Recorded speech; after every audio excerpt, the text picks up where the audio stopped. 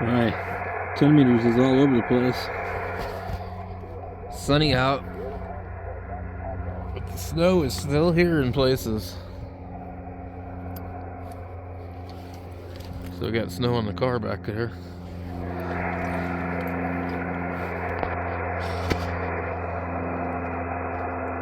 So I was just listening to this station in South America, and all of a sudden I can't hear them at all.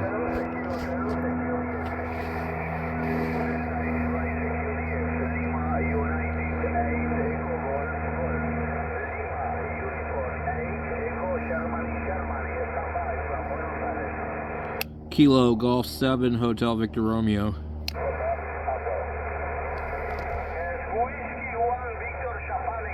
I'm not going to be able to get him. I don't hear him good enough, and everybody else hears him too.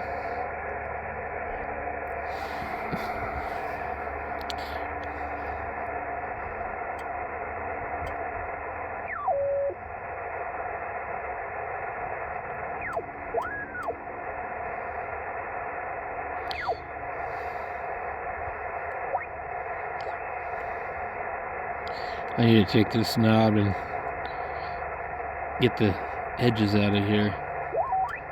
It certainly looks better than the piece of junk that was on it.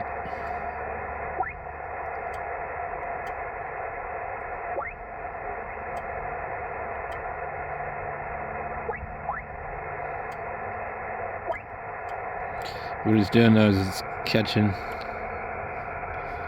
my fingernail.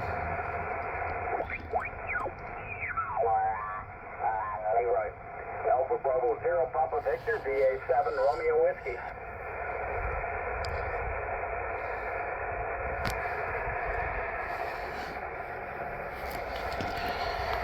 Well, I'm gonna figure out what to do with this other string winder. We have the other end of this. Maybe I'll go.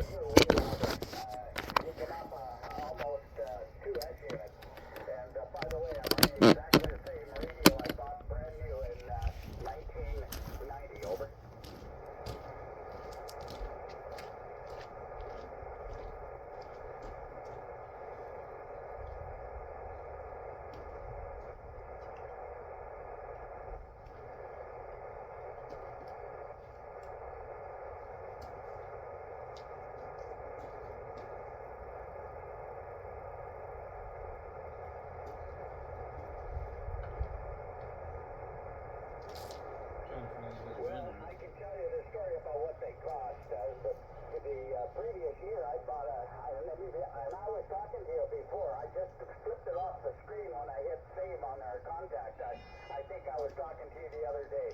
But I had saved up when my kids were in high school. I've been saving and spent all the money. Every time I saved enough money to buy a new HF radio, I'd never owned a new one before. I always, I managed to get newer ones, and I usually bought them broken. And I repaired them, and that's how I got something newer. But I never bought anything new out of the box. And I finally was able to buy a 990 Yaesu, and I still have it up beside me here. It still works good. It's got lots of scratches on it, so not on the front, but around the outside, because way too many scouts that I had in my troops over the years, I used to drag it up in the bush with me. It's been on tailgates. It's even been in a bivouac with nothing but a bunch of cedar boughs and a plastic, a piece of plastic underneath it.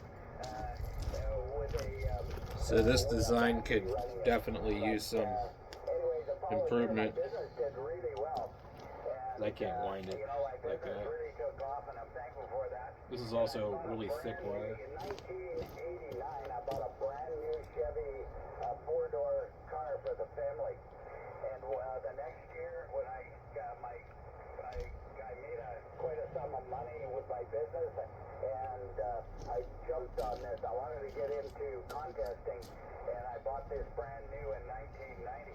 And I paid $300 more for this radio and the SP5 speaker and the phone patch. I paid $300 more for that than I paid for that new Chevy car. And so, I look at how much pretty expensive. Hey, but they're in my lifetime, they were never cheap. They're Leroy. AB0PV VA7RW.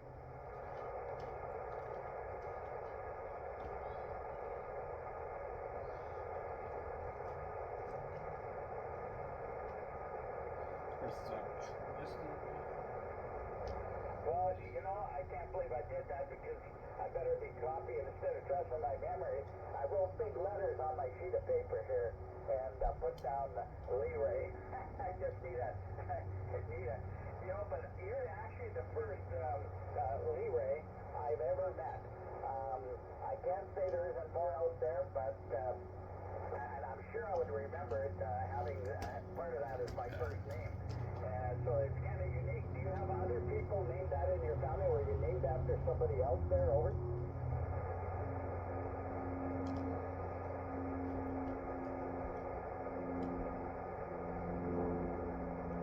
Well, that's pretty good. Well, you know, we've got 1, 2, 3 generations now. We've, and I did the same thing to stay with the family history and traditions of the family. We always name our first born son. I don't know what happens when one of us doesn't have anything but daughters, but it hasn't happened in the last 3 generations anyway. We've always had one boy, and you know, and I have 3 of them. But we call the first son, we always take our middle name and give that as his first name, and we do that back and forth. So the 2 names we swap back and forth is Leslie and Ray. Leslie and Ray. And so, of course, my middle name is Leslie, and my oldest son, his first name now is Leslie. Of course, everybody calls him Les, which makes a lot of sense, but that's just a tradition we've done there. And with girls, you know, we've had stretches where my grandfather, he had 10 sons, no girls, so we didn't develop much of a history there. And so, and my dad didn't have any daughters as well, just had 2 sons. So it's kind of funny how that goes from generation to generation. Anyway, you're sure sounding good in your radio. You know, I was on the radio here at Gulf a week or 10 days ago. Somebody wanted to buy my radio because they liked the sound of it so bad. And I said, you know, even if I wanted to sell it, I don't think I'd sell it. I have so much history with it now. I modified the radio slightly way back 33 years ago, and I couldn't get anything else. With the help of one of my ex-students that was in his 4th year university, he now works as an electronics engineer, but he was working part-time during the summer as a technician for an electronics company. He was doing work on military stuff, but he was just a summer job for him. And but he was in my show troupe when he was a kid. And I was telling him about what I built for this 1000D. I built a new board for it because I wanted to work QRP. And I wanted to use all the features. And the problem when you start working too low a power on this transceiver is you start losing some of the options it has. And so they just don't function well. And so I wanted to modify that. So I built this board, and I thought it was going to be good. I spent a lot of time researching it, and he took a look at it, and he said, you know what, I'm going to build you a new board, because he didn't like what I done. And he did a good job. It's okay. I've been using it for over 30 years now. And I have 2 push buttons on the front where all the controls are for the CW. Very front, probably 2 inches back on the side of the radio. I have 2 buttons. One locks the transistor circuitry out of it, the power transistors out of it, and the other one turns on my board with some low power transistors in it. to about, Yeah. almost to 4 watts. But I've already had a lot of fun with that. When I stacked my Boy, look how bright that thing is. mid-90s on 10 meters, So this was what I was actually using this as a counterpoise, believe it or not. 500 milliwatts. Of course, if you've got 36 elements on 10 meters, that's where the big difference is when you're running low power. So I got another one of these printing up that's the same color green.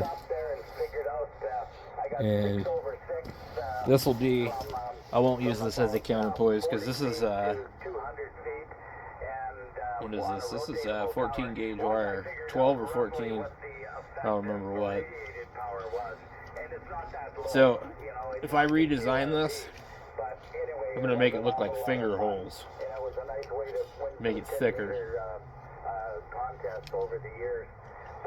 But this is cool. This could go in my Go box just like that. Really nice. Yeah. A couple of these would be okay for really small radios. You know, if I get it right 2 in a row, my chances are better there than Lee Ray. Papa Victor, VA7 Romeo Whiskey. Never heard of that before. Lee Ray. Yeah, I sure do. You're still copy?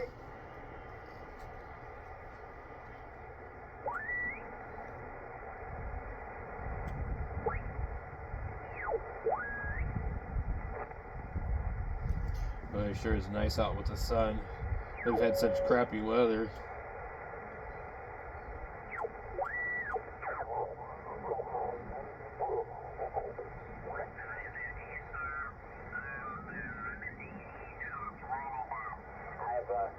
Pretty well, I don't work much CW anymore because my right hand I'm right-handed, my fingers fold over top of each other and they're bent, and sometimes I'm pretty good when I first start with CW, but after a minute or two, as these nerve pulses go down,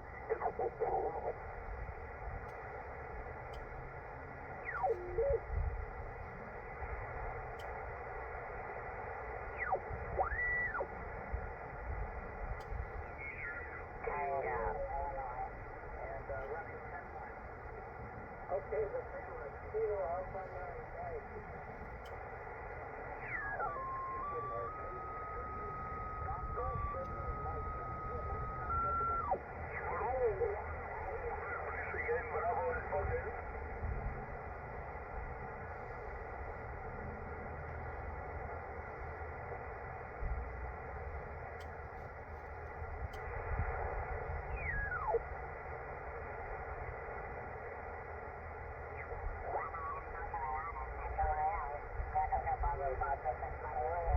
Copy what is.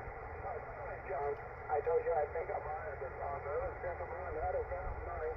I'm just making giving him a chance to talk to. Is it possible, John Oliver?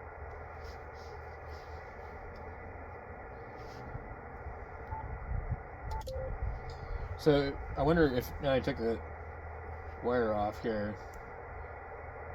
I need to find the correct length. I'm not going to string out all that.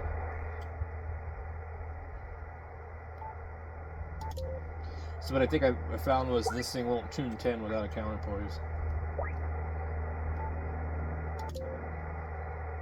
I'm going to be right back. I'm going to grab my other Dollar Tree roll. I'll show you the stuff I'm using for the antenna. Okay, I'm back. So this right here is steel wire with vinyl on it. And you buy at Dollar Tree, it comes with 3 packs of these. Sometimes it'll come with a couple of these and some that are bare, but it's advertised as picture frame wire. And let's see here, you can only bend it so many times before it breaks. Let's see which, I'm trying to figure out which end I want to unravel from. So see this, that's steel wire. That's what I'm transmitting on. This is what you guys are watching me make contacts with. I did have that bundle on the counterpoise side, But anyway, we're gonna go over here. This thing is up on a funny little pole. And you can see the wire there. We're just gonna put the same thing over here after I undo it. So it looks like that's the inside wire. So I don't want to string this out 33 feet, but that's how long it is. Let's see here.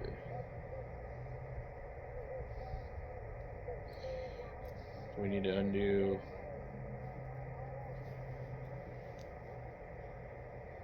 this other end here.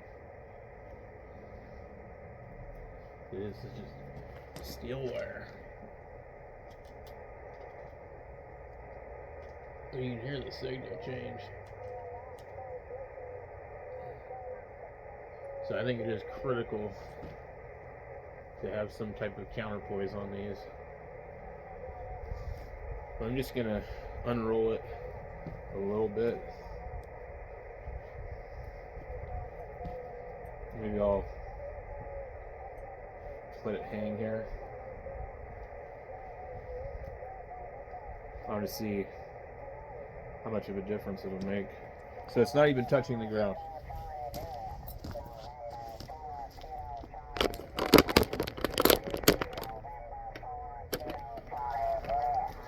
Okay.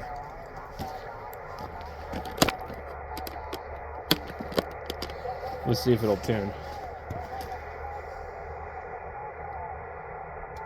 Nope.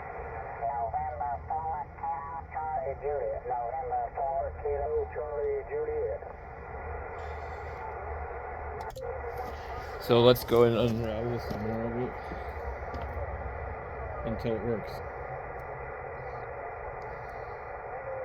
And then we can figure out the length we need for 10 meters. Maybe. I'm going to say probably about 8 feet.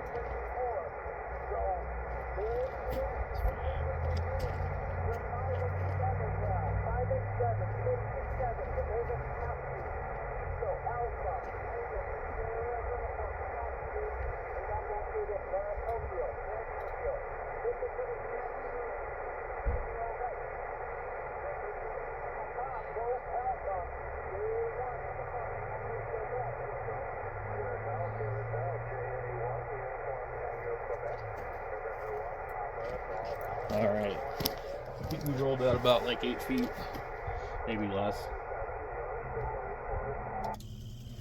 Yeah, so basically your radial on this band is going to need to be pretty close to a quarter wave.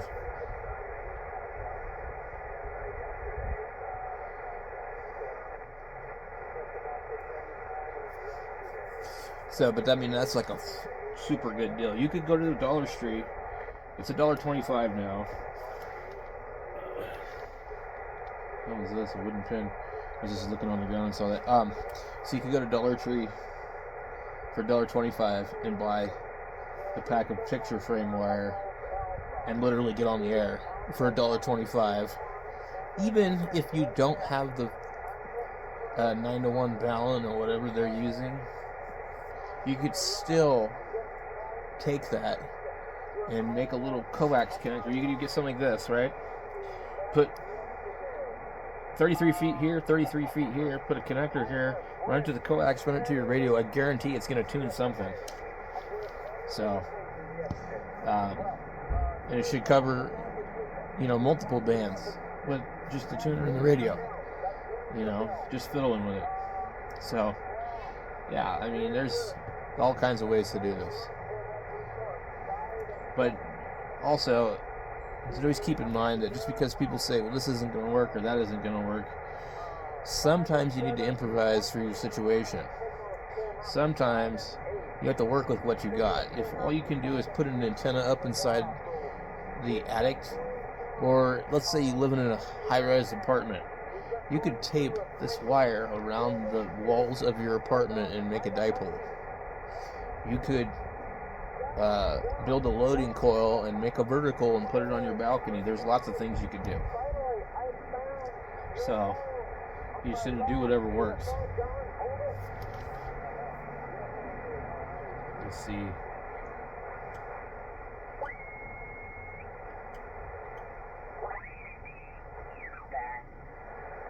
Back to Weldon. He thought he'd do me a favor and hook the chain back up and bring it on me. Well, he didn't hook it up very well, and when I had a welding helmet on and welding, it came off the chain. It was 450 pounds. That's the last time, that was in 2000, that was the last time I worked on my, in that field of work. It broke my back in 12 places. And of course, they gave me a little bit of benefits for a while, but it really affected my pension. I was really ticked off when I seen how much it reduced my pension working all those years, because they use a formula. The last 5 years you worked, you get that number they use to figure out your pension is the greatest value. It's like 70%, and I have a 0 in there because I got a government pension for that disability, and they don't count that as income. So I have a 0 in there for a multiplier. So I got educated pretty bad. But I've had my knee replaced here a couple months ago, Leray, and spent a month staring at the ceiling. And it's not the knee is bad. It's when they drive that new knee in with a big, I call it a sledgehammer. But when they drive that in there, they wreck so much of that back that had been healing over the years. My sciatica was so bad I couldn't stand it. And from previous doctors, when they were giving me pain pills, I got addicted to opiates from the doctor, and I had to go into rehab before I had my back operations. And so I can't take any more of that, any opiates or any strong painkillers like that. So I'll be back to square one again. I'll be a druggie again. And so I was going without, and the doctor said if you have from 0 to 10 pain level, being a 10 where you're almost passed out, a 0 being nothing, they didn't want me to be above a 3. Well, are you kidding me? As far as I was concerned, my knee was at the worst stage, even the day after the operation, was never a 3. But my sciatica nerves and stuff, they were a 10 for 2 months. So my rehab got really slow, and not being able to do anything and being fairly active, I was starting to feel past my age, if you know what I mean. And it's just played a psychological now. But I've been exercising well now. 2 weeks ago I started riding the bike, and that's really made a difference. And I was comparing myself with my mother. My mother at 86, Leray, she had both knees replaced. And within a month, she was walking a half a mile every day to the end of the road and picking up the mail. We lived in a rural area, and come back with that. So she's the only person I personally knew. I mean, I knew of people that had it, but nobody talked about it. But I seen what she went through in the exercises, and I thought it was going to be like that. And when I questioned my doctor about it, all he said was, hey, you're not 20 years old anymore. But, hey, I got to climb my tower. I've got a broken rotator on my 20-meter beam, and I have to get up there and replace that rascal. I got another new one on the floor here to put up there, and I just need to do that. And but my wife's pointing her long finger there, and she's got long fingers. She's a pianist, and she says, "You're too old to climb towers. You're not doing that anymore." But I got no one around here to do it, so. If she wants to rent a big boom truck, it goes up there. It's $1,200 a day to rent the scissor jack that will reach up 100 feet. And so if she wants to pay for that, I'll take that out of her pension. But she's done it once, but I'm too cheap. And if the leg does heal up enough that I can climb it, I'll climb it. I'm not worried about falling. I always use, I have one safety line hooked up at all times.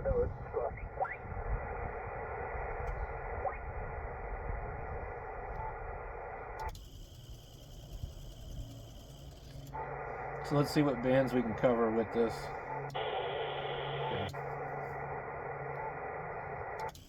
Okay. So all we have is 2 Dollar Tree wires.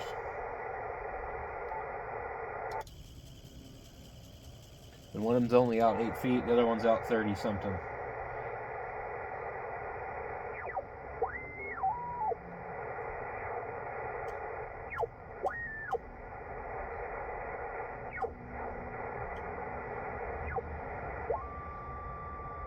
Okay.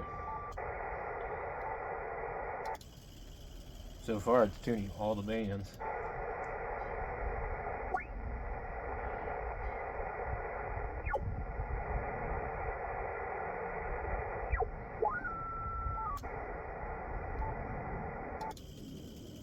Nice. So I'm curious if it will tune 40 anymore. I don't think it'll tune 40. I think it was using the counterpoise before, because that thing was huge.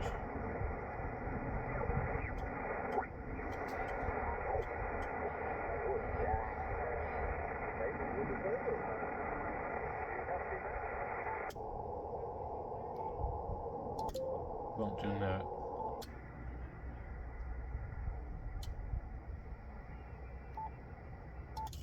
Wow. There goes 40. Inject it. Said you could brine it, but it actually works better if you inject.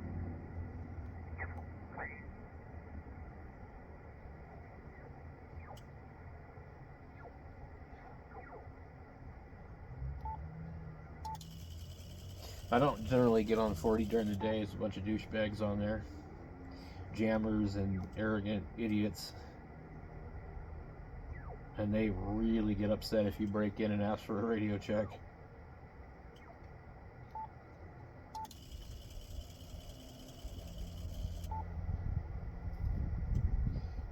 So it covers all that band. Let's just go down here. Yeah, I didn't think it would tune this. If I stretch both of them out 30 feet, it might.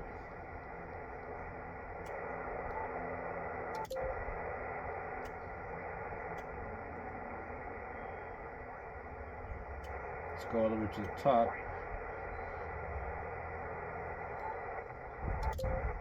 Oh. Oh, you hear that? That splattering noise? I'll show you what it is in a minute.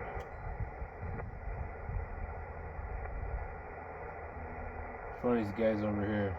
Gotta be.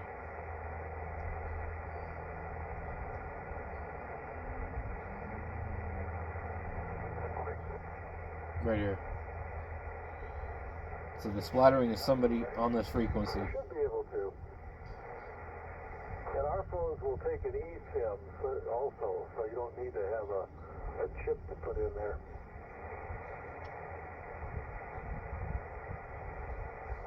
Yeah, my wife's switching from Verizon to AT&T, and she kept her number.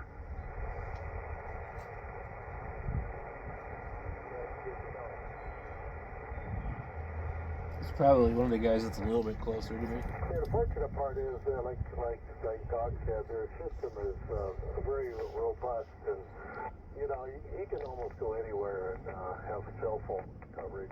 Nope, somebody else. The Yukon or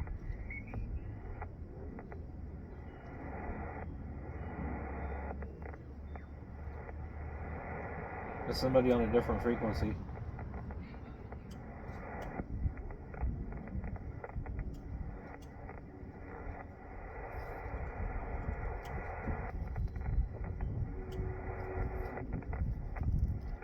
Wait.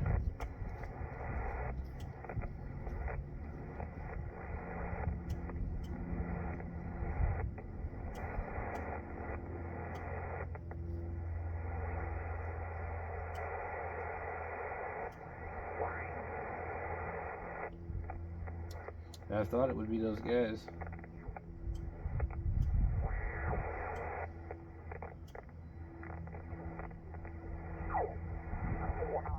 you have time to go down there and take a look at that thing. Well, it should only take half an hour or less. You mean to be defeated? It's not them. Well, I wish that my hedge trimmer was repaired.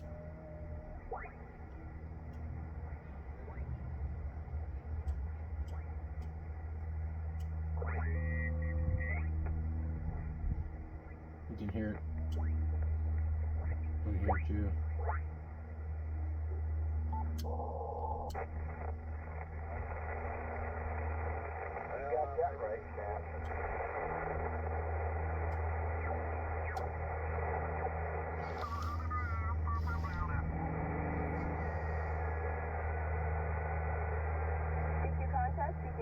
CQ contest. Whiskey 9 Yankee Bravo, W9YB to the University Amateur Radio Club calling CQ contest to the ARRL School Club Roundup. November Charlie 7, Charlie